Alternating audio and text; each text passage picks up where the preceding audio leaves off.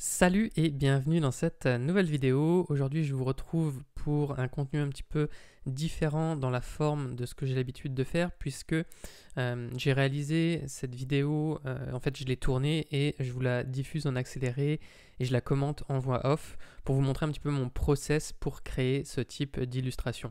En fait, le truc c'est que cette création m'a pris une petite trentaine de minutes à réaliser correctement et je me suis dit que c'était pas très intéressant de vous montrer les 30 minutes de vidéo, donc je les ai passées en accéléré, surtout que comme vous le voyez en fait techniquement c'est pas très compliqué à réaliser en termes d'utilisation des outils de Photoshop à partir du moment où vous maîtrisez l'outil Plume.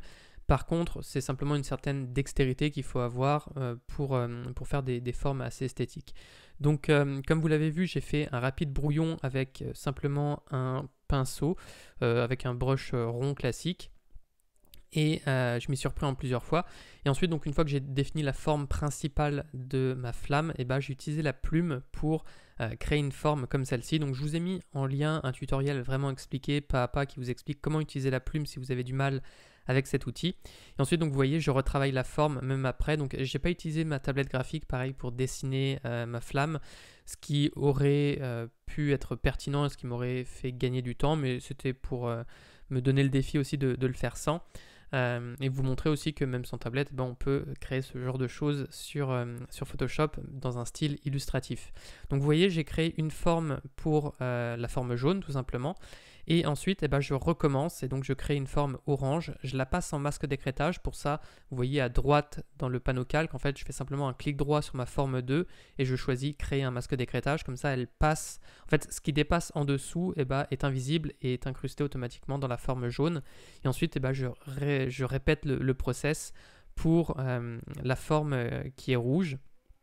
Et donc, vous voyez à l'écran ce qui se passe. Donc à chaque fois, je place les points assez rapidement et puis ensuite, je les retravaille avec l'outil tracé qui est situé à gauche. Donc vous voyez, c'est le petit curseur blanc qui est sélectionné dans ma barre d'outils à gauche. Et donc cet outil me permet de retravailler tous les points et de les placer correctement pour obtenir le rendu le plus harmonieux. Et donc, une fois que j'ai fait ça, j'ai fait finalement le plus compliqué. Donc j'ai vraiment pris mon temps pour le faire, je vous invite à prendre votre temps aussi pour faire cette étape-là.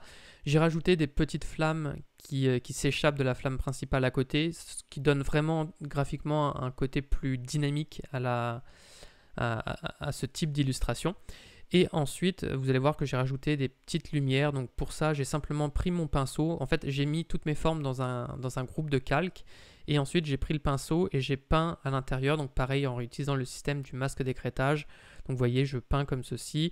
À certains moments, j'ai resélectionné certaines parties pour peindre à l'intérieur également des flammes rouges et oranges. Donc pour ça, vous faites simplement commande ou contrôle plus clic sur la vignette du calque qui vous intéresse et ça vous permet de le sélectionner.